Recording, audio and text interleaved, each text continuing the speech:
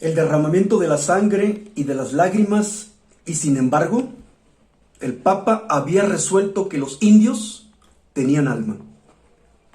En 1581, Felipe II había afirmado ante la audiencia de Guadalajara que ya un tercio de los indígenas de América había sido aniquilado y que los que aún vivían se veían obligados a pagar tributos por los muertos.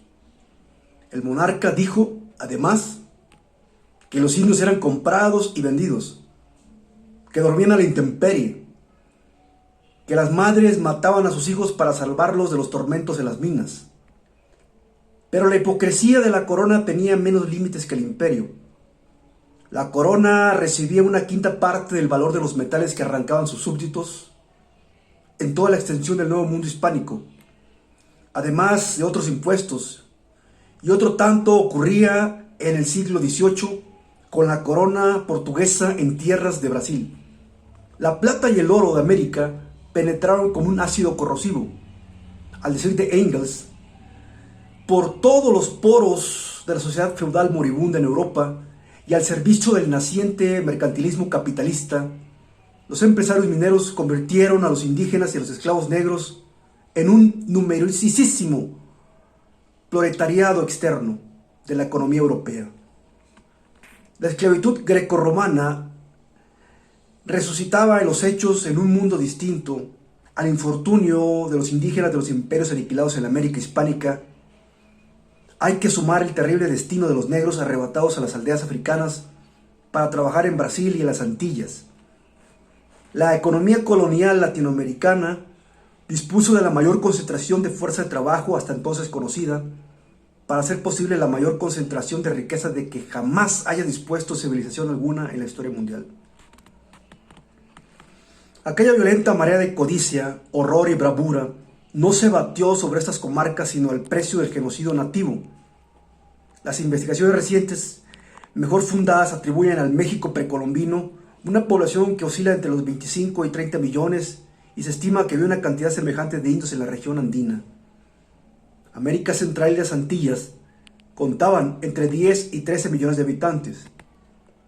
Los indios de las Américas sumaban no menos de 70 millones y quizás más. Cuando los conquistadores extranjeros aparecieron en el horizonte, un siglo y medio después, se habían reducido en total a solo 3 millones y medio.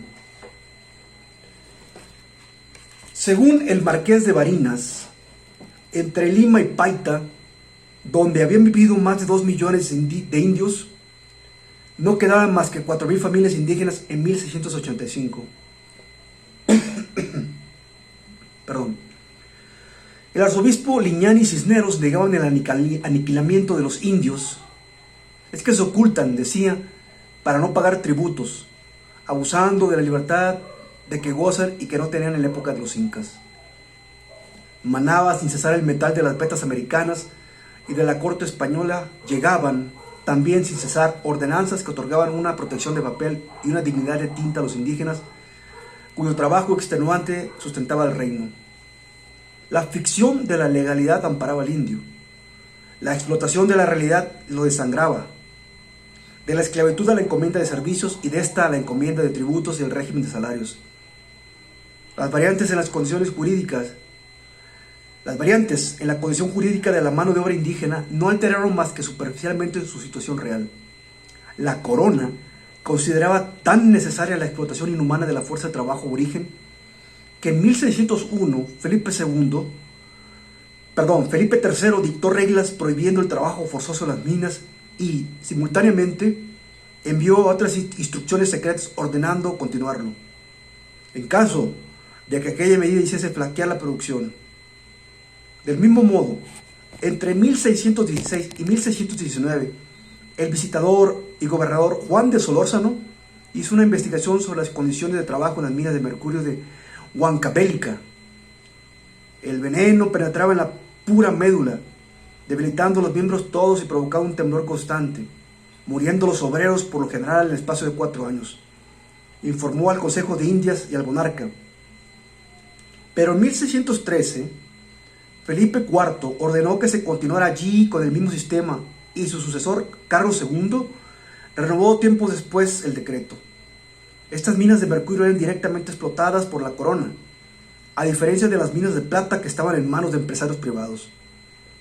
En 3 centurias, el Cerro Rico de Potosí quemó, según Josiah Conder, 8 millones de vidas.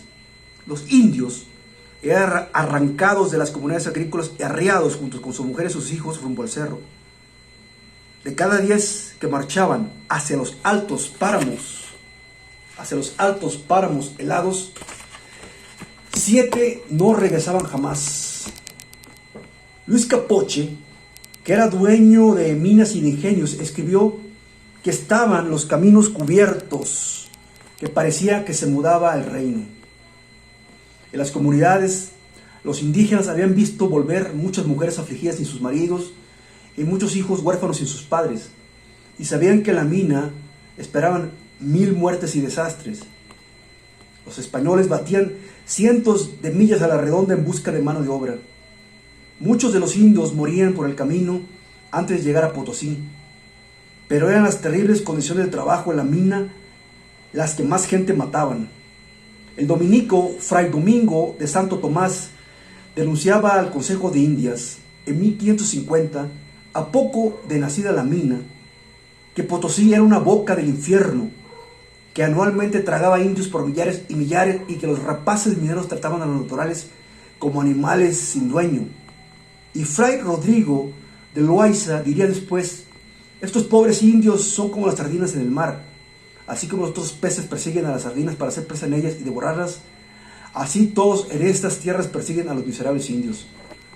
Los caciques de las comunidades tenían la obligación de reemplazar a los mitayos que iban muriendo, con nuevos hombres de 18 o 50 años de edad. El corral de repartimiento, donde se adjudicaban los indios a los dueños de las minas y los ingenios, una gigantesca cancha de paredes de piedra, sirve ahora para que los obreros jueguen al fútbol. La cárcel de los mitayos, un informe montón de ruinas, puede ser todavía contemplada a la entrada de Potosí. En la recopilación de leyes de Indias, no faltaban decretos de aquella época estableciendo la igualdad de derechos de los indios y los españoles para explotar las minas y prohibiendo expresamente que se lesionara los derechos de los nativos. La historia formal, letra muerta que en nuestros tiempos recoge la letra muerta de los tiempos pasados, no tendría de qué quejarse, pero mientras se debatía en los legajos infinitos la legislación del trabajo indígena y estallaba en tinta el talento de los juristas españoles, en América la ley se acataba pero no se cumplía. En los hechos, el pobre del indio es una moneda, al decir de Luis Capoche, con la cual se halla todo lo que es menester, como con oro y plata y muy mejor. Numerosos indígenas reivindicaban ante los tribunales su condición de mestizos para que no los mandaran a los socavones ni los vendieran y revendieran en el mercado. A finales del siglo XVIII, con Colocorvo, por cuyas venas corrían sangre indígena, renegaba así de los suyos. No negamos que las minas consumen un número considerable de indios, pero esto no procede del trabajo que tienen las minas de plata y azogue, sino del libertinaje en el que viven. El testimonio de Capoche, que tenía muchos indios a su servicio, resulta ilustrativo en este sentido. Las glaciales temperaturas de la intemperie alternaban con los calores infernales en lo hondo del cerro. Los indios entraron en las profundidades y ordinariamente los sacan muertos y otros quebradas las cabezas y piernas, y en los ingenios cada día se hieren. Los mitayos hacían saltar el mineral a punta de barreta y luego lo subían cargándolo a la espalda por escalas a la luz de una vela. Fuera del socavón, movían largos ejes de madera a los ingenios o fundían la plata a fuego después de molerla y lavarla. La mita era una máquina de triturar indios. El empleo del mercurio para la extracción de la plata por amalgama envenenaba tanto o más que los gases tóxicos en el vientre de la tierra. Hacía caer el cabello y los dientes y provocaba temblores indominables. Los azogados se arrastraban pidiendo limosna por las calles. 6.500 fogatas ardían en la noche sobre las laderas del Cerro Rico, y en ellas se trabajaba la plata valiéndose del viento que enviaba el glorioso San Agustino desde el cielo. A causa del humo, de los hornos no había pastos ni sembradíos en un radio de 6 leguas alrededor de Potosí, y las emanaciones no eran mucho menos implacables con los cuerpos de los hombres. No faltaban las justificaciones ideológicas. La sangría del Nuevo Mundo se convertía en un acto de caridad o una razón de fe. Junto con la culpa nació todo un sistema de coartadas para las conciencias culpables. Se transformaba a los indios en bestias de carga porque resistían un peso mayor que el que soportaba el débil lomo de la llama. Y de paso se comprobaba que, en efecto, los indios eran bestias de carga. Un virrey de México consideraba que no había mejor remedio que el trabajo en las minas para curar la maldad natural de los indígenas. Juan Ginés de Sepúlveda, el humanista, sostenía que los indios merecían el trato que recibían porque sus pecados e idolatrías constituían una ofensa contra Dios. El conde de Buffon afirmaba que no se registraban en los indios animales frígidos y débiles, ninguna actividad del alma.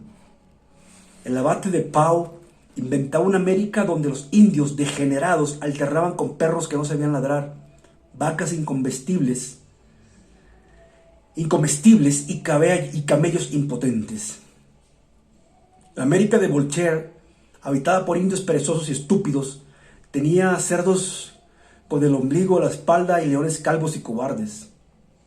Bacon, de Maistre, Montesquieu, Hume y Bodin se negaron a reconocer como semejantes a los hombres degradados del Nuevo Mundo. Hegel habló de la impotencia física y espiritual de América y dijo que los indígenas habían perecido al soplo de Europa. En el siglo XVII, el padre Gregorio García sostenía que los indios eran de ascendencia judía, porque al igual que los judíos son perezosos, no creen en los milagros de Jesucristo y no están agradecidos a los españoles por todo el bien que les han hecho.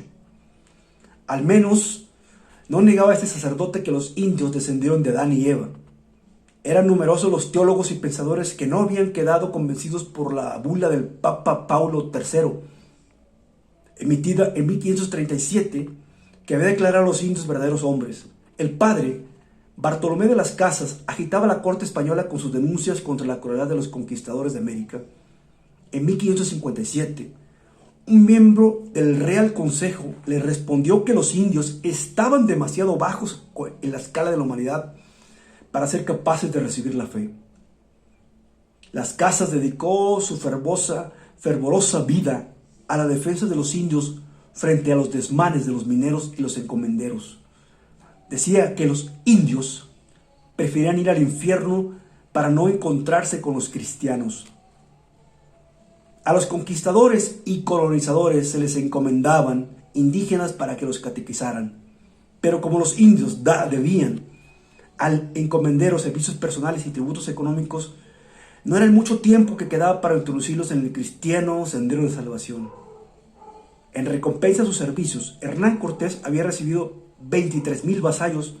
Se repartían los indios al mismo tiempo que se otorgaban las tierras mediante mercedes reales o se las obtenía por el despojo directo. Desde 1536 los indios eran otorgados en su encomienda, junto con su descendencia, por el término de 2 vidas. La del encomendero y su heredero inmediato. Desde 1629 el régimen se fue extendiendo en la práctica. Se vendían las tierras con los indios adentro. En el siglo XVII los indios, los sobrevivientes, aseguraban la vida cómoda de muchas generaciones por venir. Como los dioses vencidos persistían en sus memorias, no faltaban coartadas santas para el usufructo de su mano de obra por parte de los vencedores. Los indios eran paganos, no merecían otra vida.